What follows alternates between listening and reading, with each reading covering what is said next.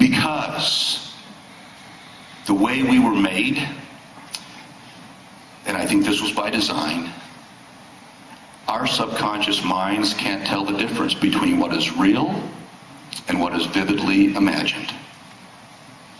Simply cannot. Which is why we spend our lives so much driven by fears that have absolutely no substance to them.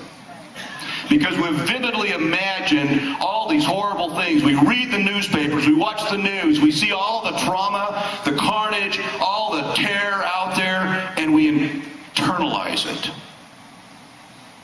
We become weak, and we become soft, because our subconscious mind can't tell the difference between something that's vividly imagined and something that's actually real. Why not take charge of that process? Why leave that process to the whims of Madison Avenue? Why leave that process to the money-making desires of the newspaper empires? Why let other people determine what's going to be resident in your subconscious mind? Why not take charge of that yourself? You can't go out and predict you're going to have this life and death experience.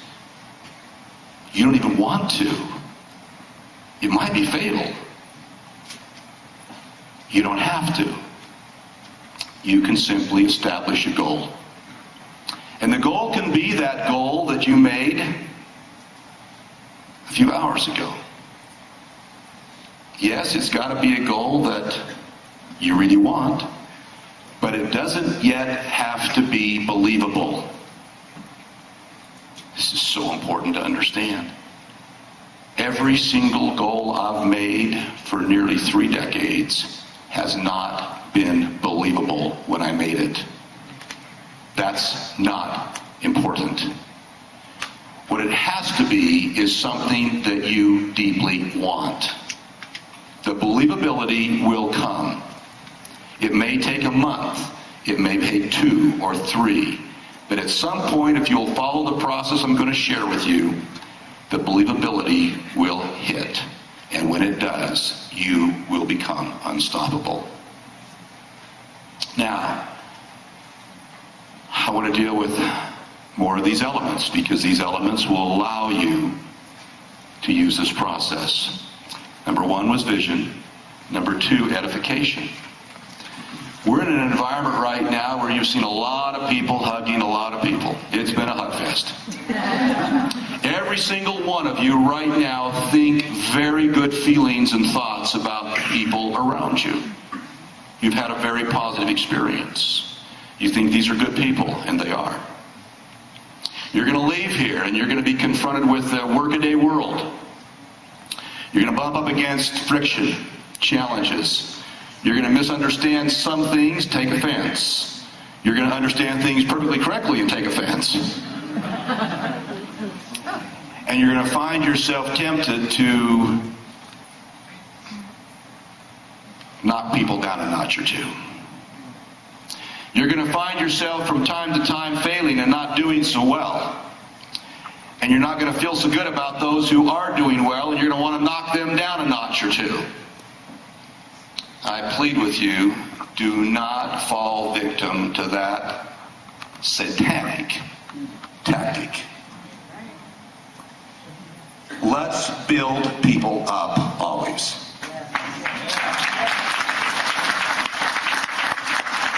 The biggest regrets I have in my days are when I allow myself to not edify the people around me. It doesn't mean you're looking at the world with rose-tinted glasses. It doesn't mean you don't have to have a sit-down talk with somebody. It doesn't mean that. It means that you build them up. And sometimes that means sitting down with them privately and saying, you know, this is not working very well, and here's the way I see it. I'd like to hear the way you see it. But you know, and I know, when we're saying things or doing things that are really designed to tear somebody down, not build them up. And And when you do that, and when that culture starts to permeate an organization, that organization's days are numbered. It will not thrive. It will not prosper. It will die. But if you will edify those around you, if you'll edify the leaders of other organizations, if you'll build them up, strengthen them, you'll find that reinforcing culture building you up and strengthening you, giving you grace and margin instead of exacting justice. Do you want justice? I don't. The last thing I want is what I deserve. I want a lot more than I deserve. I want to be treated better than I deserve. And the best way to do that is treat other people better than they deserve. People tend to live up to the way you build them up. If you treat people well and you talk about them well, you know, they look at themselves in the mirror. They're their worst critics, to be quite honest. They put a brave face on to you and to me, but deep down inside, when we look in the mirror, what do we say to ourselves? Mostly we're beating ourselves up. So when they hear that somebody's out there who thinks they're great and builds them up, you know what it does? It says, you know, I want to be better. And they go out today and they're just a little better than they were yesterday because of you. Because of that edification culture. Because of the power that it gives to you and to me to live up to the potential that we have. Third element, event structure. There's got to be structure and predictability in your business. Your system is your system. It may be done with the websites, it may be done with videos, it may be done with three-way calls or one-on-ones or you know, hotel meetings. I don't know. It can be done with any of these things and all of them. But whatever it is, it needs to be structured. People need to know when it's going to happen. They need to know predictably what they can expect from you as an organization, as a leader. It can't just be, yeah, we're going to have a meeting this week if we get enough people to show up. No. I remember going and doing meetings early on where nobody showed up. I've told the story a couple of times. I mean, I flew out to Boston to do an in-home. I was promised 25 people. Nobody came, except for the host. And I think he would have abandoned me if he could. You know, the only reason he was there was at his house, right? I did a hotel meeting in Kansas City. I flew to Kansas City. The guy who was the host didn't come to the airport to even pick me up. I never left the airport. I sat there until my return flight. I had to schedule another flight to fly home. I mean, literally, I never left the airport. It's a true story. If you wait for people to show up to a meeting, guess what? You're going to find out you'll never hold one. All the great ones who have built amazing businesses, they have learned that if nobody comes, they still hold the meeting. I remember hearing one guy, I forget what, one of the big Amway guys talking about the fact that he had given his dog a few presentations. He said, I'm pretty confident my dog, if he could speak, could do it better than me because he's seen it so many times. You got to have event structure. You got to be able to know what's going to happen. And you know what? You do it, you do it, you do it, you do it, and pretty soon people start joining you. Why? Because they're sitting back waiting to see if this is just another thing you're going on, you know. Because most of us are optimists, right? You get in this business, you're an optimistic person. You know what optimists are? We're not realists. There you go.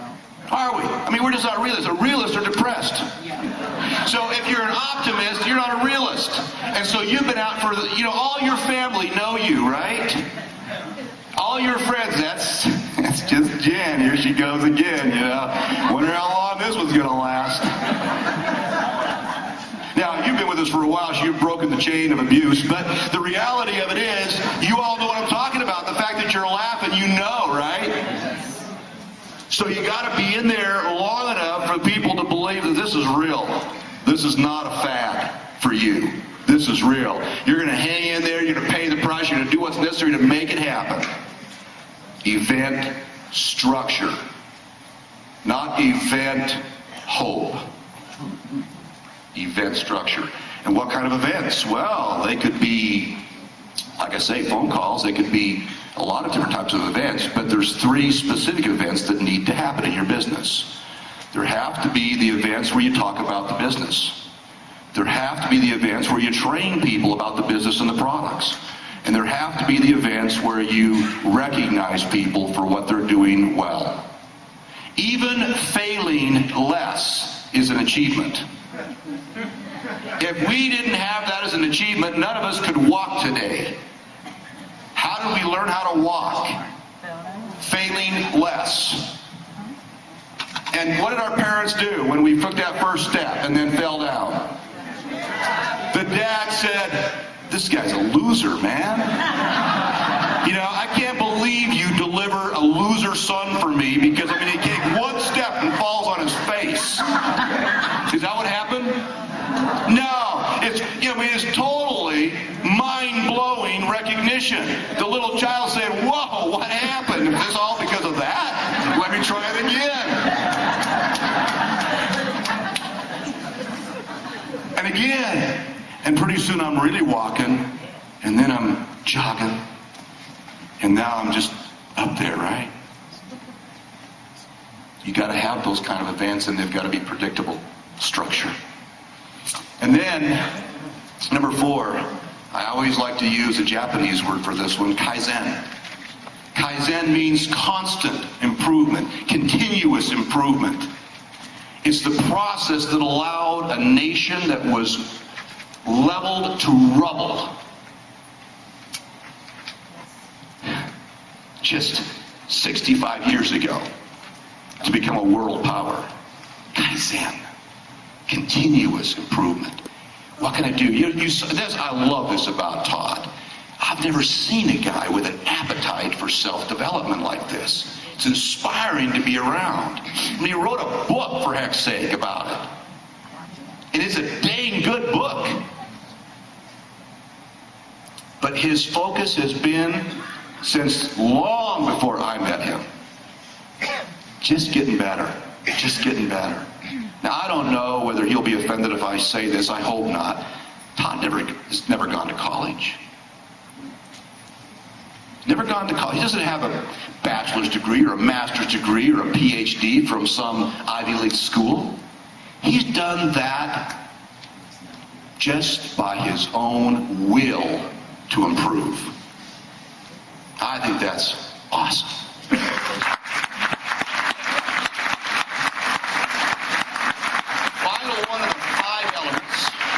Final one of the five elements is lifestyle experiences. Why do we spend so much money doing these reward trips? And we do them all over the world. I got 700 people from Southeast Asia that are getting on airplanes in Paris right now. They just spend 4 or 5 days in Paris. You know, it's a little scary to send 700-800 Southeast Asians to Paris. Especially if I can't be there. I love Paris. It's one of my favorite cities in the world. I love being there, but that conflicted with this visit, and I needed to be here. But my heart was eating crepes and croissants, and since I couldn't eat the crepes and croissants, I might as well be here, right? Now here's the deal. Why do we do that? It's not to drive the business in the classic sense. We don't get anywhere near the revenue off the contest to pay for the trip. Not here, not there, not anywhere we do it. We do it for one reason and one reason only. We want to give you a lifestyle experience. We want you sleeping in a bed with 600 thread count sheets. We want you to know what it feels like. We want you to walk into the marble bathroom. We want you staying in 5-star hotels. We want you to experience these experiences for 2 reasons. Number 1, we want you to never want to go back. I grew up really poor. Some of you are going to say, well, I wasn't poor as me, and we'll do the Monty Python thing. But I'm telling you, I really was poor. My first 4 years was in a chicken coop that had been turned into an apartment, okay? I remember I only had 1 pair of long pants and 1 pair of short pants. And I was living in a little town called Monticello, Utah, which is at about 8,000 feet. So you can imagine it gets a little cool in the winter. And as a 7-year-old, I was messing around and I got my long pants dirty. And the next day at school, I couldn't wear my long pants. My mother wouldn't let me. I had to wear my short pants. I learned a couple of things in that experience. Number one, it's good to be a leader. And when you're in a situation, you want to go out and lead. So the first recess, I got to school before everyone got there, number one. And then I sat in my little chair and just hoped no one would see my bare, skinny legs. And no one said anything until recess, and I just stayed in. I didn't go out for recess. You can imagine the trauma, missing recess at 7. And some kids came in and said, Stewart, why didn't you go to recess? Stewart, you got short pants on. I had to make a decision right then. I said, yep, short pants on. You know what? This is the thing. Short pants are the thing. It may be 15 degrees outside, but I'm telling you, short pants is it. Now, I didn't say it like that. I'm a 7-year-old, but somehow I conveyed that image because the next day, 4 or 5 guys had short pants on. I had long pants on. Mine were washed, right?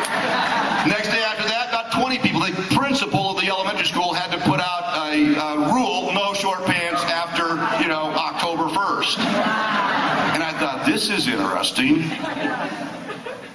The other thing I learned is I want to have more than one set of pants. Interesting, I met Clayton Barton, who's been a friend for a long time. We met at age 12, 6th grade, different school. And he says, the thing I remember about you is that your pants didn't fit. It's a true story. True story. They didn't fit. They didn't fit for a long time. I carried that baggage with me for years. I carried it with me literally long after I was a multimillionaire. I could buy whatever pants I wanted, whatever suits I wanted, whatever clothes I wanted, but I still had the baggage in my head of being a poor kid. And it was lifestyle experiences that gave me the opportunity to shift my mindset, and a little help from some friends. This business blessed me. We want to create an institutional, predictable opportunity for you to have lifestyle experiences that can change your life. That's reason number one.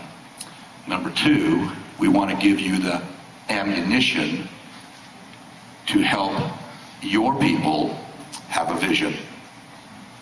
When you come back from Sundance, it's my hope that you're able to go out to your people and say, let me tell you what happened. In the words of Jim Faubert, you want to be able to tell a good story. I watched Jim at Sundance. He was videoing things all the time. In fact, he's always videoing things with that little camera of his. And you know why? Because he's capturing the stories. He's capturing the emotion and the sensory-rich environment that allows him to say, here's what we did. I want you with us next time. It's really worth it. Let's go do it together.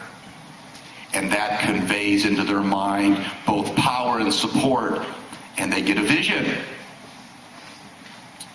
They get a vision. So we know what's going to happen in Southeast Asia for the rest of September. We don't have a problem with the fact that they're out of the market for 4 or 5 days. Not a problem. Because in the 2 weeks that are left, they'll do more business than in the 3 weeks they would have been there if they hadn't gone. Why? Because they're saying, I just got back from Paris. Yeah, that Paris. You mean you flew in an airplane to Paris? Yeah, did. Stayed in their 5-star hotel, eating crepes and croissants on the Seine. Me. And you know where we're going next? Would you like to come? We have people join the business in Southeast Asia just to go on the trips. No kidding. Because some of them have never been on an airplane before. But once they get it, I love the story. A young man, he's now a presidential sapphire. He's orphaned. He and his little sister orphaned when he was about 12. He would catch snakes Didn't want to be taken by the authorities, so they'd hide out. He would catch snakes to sell, to get food for he and his little sister. Joined our business in his middle 20s, still not knowing how to read or write. He's learned that in our business, and now makes about $15,000 a month, which is, I mean, a lot of dough. What can you do with the stories from this week? What can you do? Do you think you can inspire somebody? Do you think you can lift somebody up? Do you think you can empower somebody to maybe realize that the real thing that this key unlocks is the potential inside of you? It's not what we've told you the last 2 days. We're just trying to show you what's already in you. We're trying to give you the opportunity to open up the lock that's been hiding your potential. Every single one of you, no matter how well you're doing, no matter how many accolades you've received, no matter how many great things you've accomplished, you can do more. You can do a lot more. And the more you do, the more you like yourself. People have said to me, you know, you work like a dog the last 5.5 years with this company, and I don't think dogs have that tough of a life. I mean, based on my experience of observing my dog, he doesn't do hardly anything. I'm tempted to say I work a lot harder than a dog. I don't regret a day of it. I get on a plane tonight for Bangkok. I'll arrive Tuesday morning at 6:40 in the morning. I mean, Monday morning at 6:40. I'll travel down to Jakarta. That's a clue. I'll be there for about 12 hours. Go back to Bangkok, catch the 7:30 flight to LA, and be home Wednesday night. Sounds exotic, huh? It's not. But you know what? We do it because it gives us deep, deep psychic reward. You want to die happy. Those of you who are in Sundance, what is it? You want to die happy. Do you want to die unfulfilled? Do you want to put yourself in a position where, you know what, you're laying there on your deathbed saying, I should have, I would have, if only I could have? Or do you want to say, you know what? I lived a good life. I did everything I wanted to do. I've finished it, and I've worn this body out, and I'm ready to go to the next big adventure. That's the way you want to go. Well, you can't go that way if you're not willing to do it now. If you're being held up with your fears, if you're being challenged by obstacles, if you're putting things out there and say, well, I can't, if only that wasn't in the way, if it wasn't this or wasn't that, you're going to die unhappy. Make the decision now to die happy. Do what you need to do today to go to bed tonight saying, I'm happy with the day. I'm dead tired. Worked harder than a dog. And I'm going to sleep like a log because I've got such deep psychic satisfaction. I paid the price. Todd talked about making 100 to 300 phone calls. I did the same thing. I didn't know we had that parallel. For 22 months, I made 300 phone calls a day when I first launched myself into the investment world. I made 300 phone calls a day because I had to make 300 phone calls a day to talk to 100 people. I had to talk to 100 people a day because only 1.5 would say yes to me. 22 months of 98.5% rejection. And you know, I went to bed every single night feeling great because I did everything I could control. And the only thing I control was picking up that phone and making calls. Couldn't control if people gave me money. Couldn't control any of that stuff. And I didn't worry about it because I was controlling the stuff I could control. What can you control? What can you control? Think. What can you control? You can control yourself, but I want to get more granular than that. Your thoughts, yes, you can control those, and I'll tell you, if you do, you'll change your world. But I want to get more granular than that. There is a specific action you can control. You can't control how many people will join you in this business. I'm sorry, you can't control it.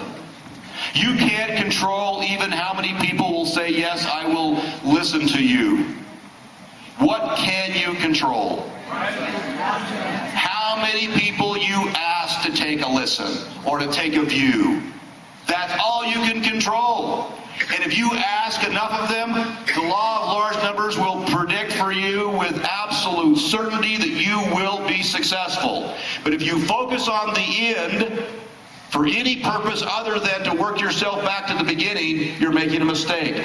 Once you've focused on the end and got yourself to that front end activity, inviting, that's all you need to think about. Now, I want you to measure everything else, but you need to say right now, I will invite this many people every single day that I'm working this business. Whether you work this business 5 days or 6 days or whatever, that's your choice.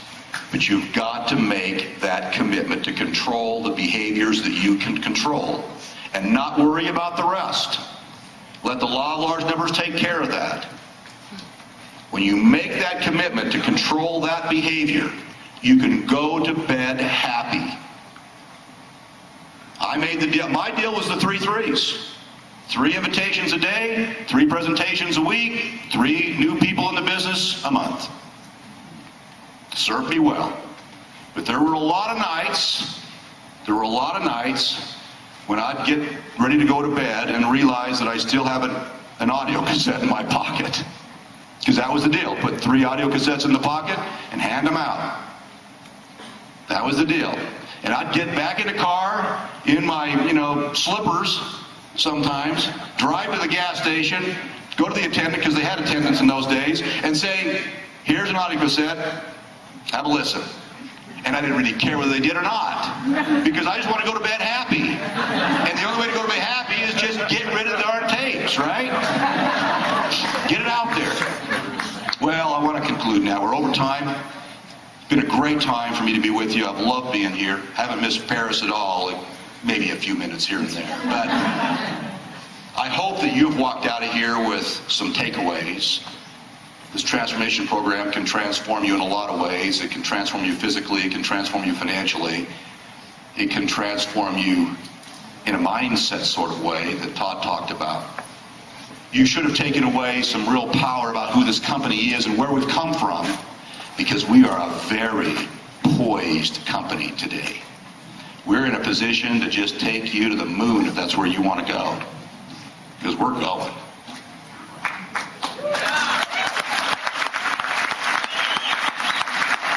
I hope you've taken away some really powerful tips from people who have paid the price to accomplish the successes that you want to have in your life. Very few industries, I can only think of one, really, where the people who are your peers will share all their secrets with you. That doesn't happen on Wall Street, I'll tell you that much. But it happens in this business. These people, maybe none of them were your upline. Well, Aaron would be, but maybe none of them would be up your upline. But they laid it all out for you. Just told you the truth. Shared the secrets with you. Todd just told you things that, quite frankly, only a Dutch uncle would tell you. He's like the resident Dutch uncle in the company. But isn't it powerful to have that?